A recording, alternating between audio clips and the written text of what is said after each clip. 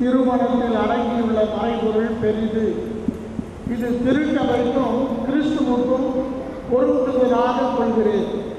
திருத்தூதர் பவுல் எபேசியருக்கு எழுதிய திருமுகத்திலிருந்து வாசகம், அதிகாரம் 5, 2 மற்றும் 21 33 முடிய. சகோதரன் சகோதரிகளே, கிறிஸ்து உங்களுக்காக தம்மை நறுமணம் வீசும் பணியும் காணிக்கையுமாக கடவுளிடம் ஒப்படைத்து உங்களிடம் அன்பு கூர்ந்தது போல நீங்களும் அன்பு கொண்டு வாழுங்கள். கிறிஸ்துவுக்கு அஞ்சி ஒருவருக்கொருவர் பணிந்திருங்கள். திருமணமாக போகின்ற பெண்ணே, ஆண்டவருக்கு பணிந்திருப்பது போல உங்கள் கணவருக்கு நீங்கள் பணிந்திருங்கள். ஏனெனில் கிறிஸ்து திருச்சபைக்கு தலைவராக இருப்பது போல கணவர் மனைவிக்கு தலையாக இருக்கிறார். கிறிஸ்துவே திருச்சபையாகிய உடலின் மீட்பர். திருச்சபை கிறிஸ்துவுக்கு பணிந்திருப்பது போல மனைவியரும் தங்கள் கணவருக்கு அனைத்திலும் பணிந்திருக்க வேண்டும். திருமணமாக போகின்ற ஆணே, கிறிஸ்து திருச்சபை மீது அன்பு செலுத்தியது போல நீங்களும் உங்கள் மனைவியரிடம் அன்பு செலுத்துங்கள். ஏனெனில் கிறிஸ்து திருச்சபை மீது அன்பு செலுத்தி அதற்காக தம்மையே ஒப்புவித்தார். வார்த்தையாலும் நீரினாலும் அவரை கழுவி தூயதாக்குமாறு இவ்வாறு செய்தார். அந்த திருச்சபை கரைக்கரையோ வேறு எக்குறையோ இல்லாமல் தூய்மையும் மாசற்றதுமாக மாட்சியுடன் தம்முன் விளங்குமாறு இப்படி செய்தார். அவ்வாறே கணவர்களும் மனைவியரை தம் சொந்த உடல் என கருதி அன்பு செலுத்த கடமைப்பட்டிருக்கிறார்கள். தம் மனைவியின் மீது அன்பு கொள்கிறவர் தம் மீதே அன்பு கொள்கிறவர் ஆவார். தம்முடைய உடலை எவரும் வெறுப்பது இல்லை, அதை பேணி வளர்க்கிறார். அவ்வாறு கிறிஸ்துவும் திருச்சபையை பேணி வளர்த்து வருகிறார். ஏனெனில் நாம் அவரது உடலின் உறுப்புகள். இதனால் கணவர் தன் தாய் தந்தையை விட்டுவிட்டு தம் மனைவியுடன் ஒன்றித்திருப்பார். இருவரும் ஒரே உடலாய் இருப்பர் என மறைநூல் கூறுகிறது. இதில் அடங்கியுள்ள மறைபொருள் பெரிது. இது திருச்சபைக்கும் கிறிஸ்துவுக்கும் பொருந்துவதாக கொள்கிறேன். எப்படியும் உங்களுள் ஒவ்வொருவரும் தம் மீது அன்பு கொள்வது போல தம் மனைவியின் மீதும் அன்பு செலுத்த வேண்டும். மனைவியும் தம் கணவருக்கு அஞ்சி வாழ வேண்டும். இது ஆண்டவர் வழங்கிய அருள் வாக்கு.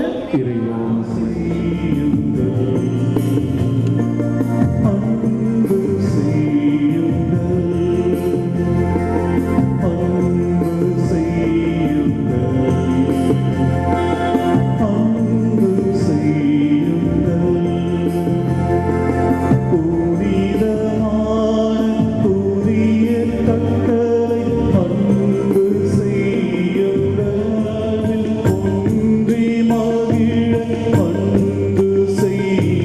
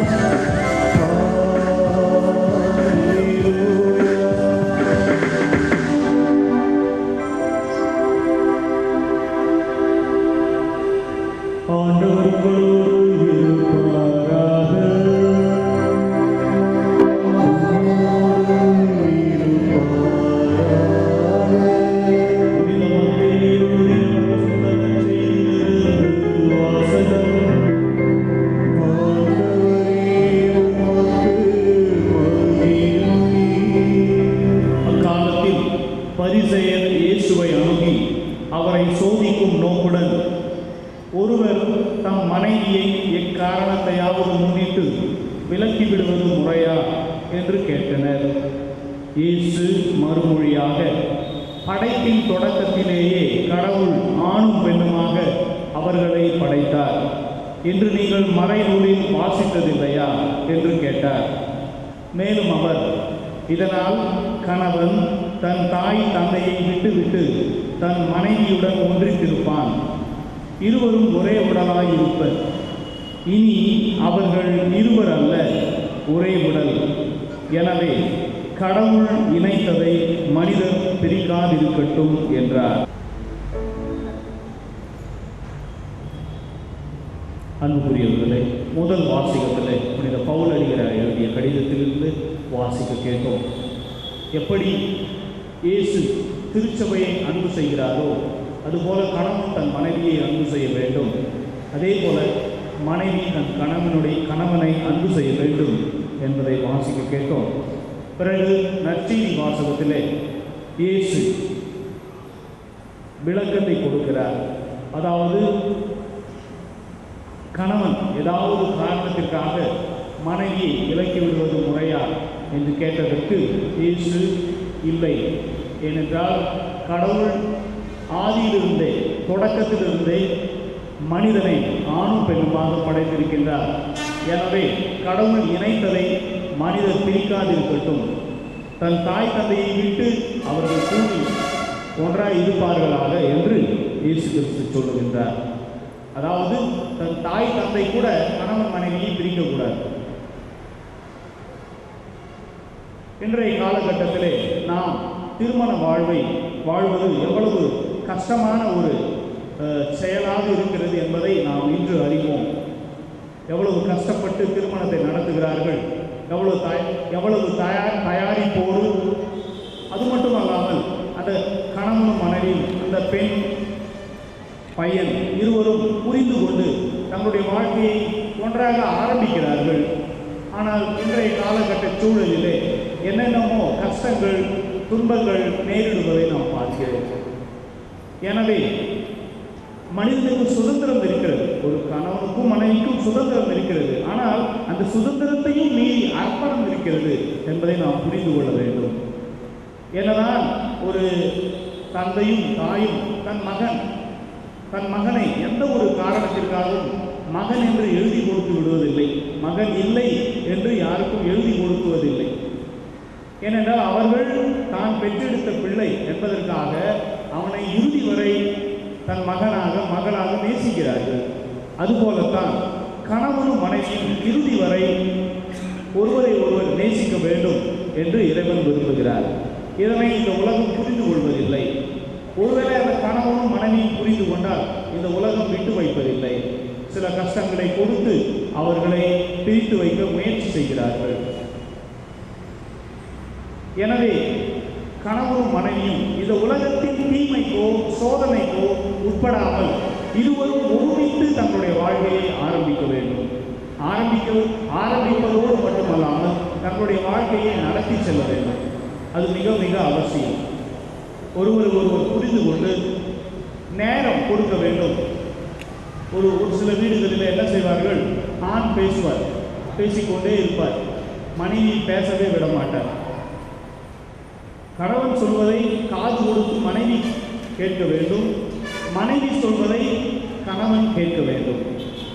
அப்படி நேரம் ஒதுக்கி ஒருவருக்கொருவர் இடம் கொடுக்கும் பொழுதுதான் அங்கே முழுமையான வளர்ச்சியானது இருக்கும் என்பதை நான் தெரிவித்துக் கொள்கிறேன். எனவே அர்ப்பணம் என்பது எப்படி ஒரு பெற்றோர் தன் குழந்தை பெண்ணாக இருந்தாலும் ஆணாக இருந்தாலும் அந்த குழந்தைக்கு முக்கியத்துவம் கொடுக்கிறார். எந்த பெற்றோராவது ஆண் குழந்தைக்கு தான் முக்கியத்துவம் கொடுக்கிறார்கள், பெண் குழந்தையை இரண்டாவது பட்சமாக வளர்க்கிறார்கள் இதெல்லாம் கிடையாது. எல்லா குழந்தைகளும் ஒன்று போல அவர்கள் நேசிக்க ஆரம்பிக்கிறார். அதுபோலத்தான் கணவன் மனைவியிடையேயும் அந்த ஒரு நிலை வர வேண்டும். கணவன் அந்த மனைவியுடைய வார்த்தைகளை கேட்க வேண்டும், மனைவி கணவனுடைய வார்த்தைகளை கேட்க வேண்டும். இருவரும் மனம் விட்டு பேச வேண்டும். இப்படி பேசி அவர்கள் நல்ல ஒரு தோழமையை உருவாக்கி கொண்டார்கள் என்று சொன்னால் இந்த உலகத்தில் நிச்சயமாக பிரச்சனைகளுக்கு இடம் இருக்காது. என்னை பொறுத்தவரைக்கும் நான் அதைத்தான் சொல்லுவேன். Husband and wife should be good friends. கணவனும் மனைவியும் ஒரு நல்ல நண்பர்களாக இருக்க வேண்டும். கணவனுக்கும் மனைவிக்கும் உரியது கட்டிலும் தொட்டிலும் மட்டுமல்ல. கணவனுக்கும் மனைவிக்கும் உரியது கட்டிலும் தொட்டிலும் மட்டுமல்ல. பைக் இருக்கிறது, கார் இருக்கிறது, இன்னும் எல்லாம் இருக்கிறது அல்லவா?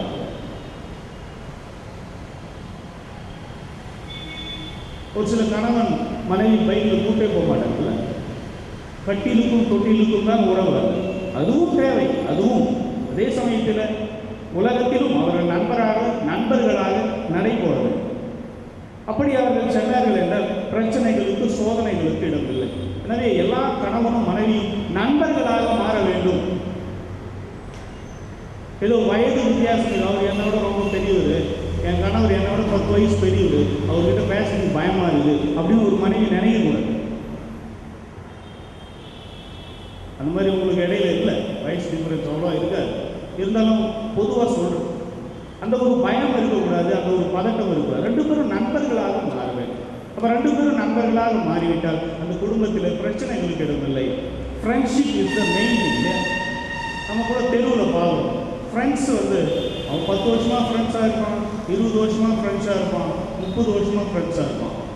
அப்போ கணவனுக்கும் மனைவியும் ஃப்ரெண்ட்ஸாக மாறிடும்னா அவங்கள யாரும் ஒன்றும் செய்ய முடியாது. ஏன்னா 2 பேரும் மனம் விட்டு பேசுகின்ற அந்த நிலையானது வந்துவிடும். ஆகவே ஃப்ரெண்ட்ஷிப் அதுதான் ரொம்ப ரொம்ப முக்கியம். தோழமை, இருவரும் அந்த தோழமையோடு வாழ கற்றுக்கொள்ள வேண்டும். மனம் விட்டு பேசுதல், இருவரும் சேர்ந்து முடிவெடுத்தல், ஒருவரை ஒருவர் புரிந்து கொள்ளுதல், இப்படிப்பட்ட பக்குவங்களும் பண்புகளும் கணவனுக்கும் மனைவிக்கும் இடையிலே வந்துவிட்டால் இன்று இருக்கின்ற பிரச்சனைகள் எல்லாம் ஓடிவிடும். இன்று நாம் பார்க்கிறோம் எவ்வளவு எளிதாக கல்யாணம் ஆன உடனே 2 மாதம் 3 மாதம் 4 மாதம் 5 மாதத்தில் எனக்கு வேணாம், நான் வாழ மாட்டேன். உண்மையாக இல்லையா? எவ்வளோ நடக்குது?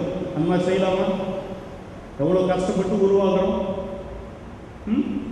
யாராவது கல்யாணம் ஆகிட்டு வீட்டுக்கு வந்தவங்க நான் கட்டிக்கிறதுக்கு காத்துட்ருக்கேன். ஒரு முறை கல்யாணம் ஆச்சுன்னா அவங்க காலம் ஃபுல்லாக அவங்க ஒன்றா சேர்ந்து வாழணும் இல்லையா? ஆகவே அந்த ஒரு பக்குவம் நமக்கு தேவை. ஒரு இறைவனுடைய பயம் தேவை. இறைவன் தானே ஆண் பெண்ணுமாக படைத்திருக்கிறார், அதனை மதிக்க வேண்டும். ஒரு சிலர் இப்படி கல்யாணத்துக்கு முன்னாடி அந்த பெண் மேலே நிறைய மதிப்பு வச்சுட்டு இருப்பாங்க. அது கல்யாணம் ஆகிட்ட பிறகு மதிக்கிறதே கிடையாது. ஏன்னா கையில் கிடைச்சிட்டாங்க. கையில் கிடைச்சிட்டாக்கா ஒரு கணவனும் மனைவியும் என்கிட்ட வந்துட்டாங்க, அதுக்கப்புறம் மதிக்காமல் போயிடுறதெல்லாம் ரொம்ப தவறான செயல். அவர்கள் நம்மிடம் இருக்கும் பொழுது அவர்கள் ஒன்றும் இலக்காரம் கிடையாது. நம்மிடம் சேர்ந்து இருக்கும் பொழுதும் அவர்கள் உயர்ந்தவர்கள் தான் என்கின்ற ஒரு நிலை வர வேண்டும். நமக்கு கிடைச்சிட்டாங்கன்றதுனால இலக்காரமாக மாறிடுவாங்க, ஒருபோதும் கிடையாது. நம்மோடு இருந்தாலும் அவர்கள் உயர்ந்தவர்கள். அவர்கள் என்னுடைய கணவன், அவர் என்னுடைய கணவன், அவள் என்னுடைய மனைவி என்கின்ற அந்த ஒரு கௌரவம், அந்த ஒரு பெருமிதம், அந்த ஒரு நற்பண்பு நம்மிடம் இருக்க வேண்டும். அப்போதுதான் அந்த இருவரும் உண்மையான அந்த கடவுளுடைய ஆழ அன்பிலே வளர முடியும். ஆகவே கடவுள் எப்படி நேசிக்கிறாரோ, ஒருவரை ஒருவர் நேசிக்கிறாரோ, அதுபோல தான் பெற்றோர் நேசிக்கிறார்கள். அதுபோல தான் கணவன் மனைவியை நேசிக்க வேண்டும், மனைவி கணவனை நேசிக்க வேண்டும். எனவே நண்புரியவர்களே, நாம் ஆண்டவரிடம் அருளை கேட்போம். சிறப்பாக இந்த நாளிலே விமலா ஜூலியட்டும் தங்களுடைய வாழ்க்கையை புரிந்து கொண்டு இறைவனுடைய ஆசிரால் அருளால் இந்த அருமையான குடும்பத்தை ஏற்படுத்தி அவர்கள் சிறப்பாக வாழ வேண்டும். ஒரு உதாரண பிள்ளைகளாக வாழ வேண்டும். ஒரு அருமையான குடும்பத்தை அவர்கள் ஏற்படுத்த வேண்டும் என்று நாம் இறைவனை பார்த்து ஜெபித்து இவர்களுக்காக ஜெபிப்போம். ஆமென். காத்திருந்தால் இங்கு வந்திருக்கிறீர்கள். உங்கள் அன்பை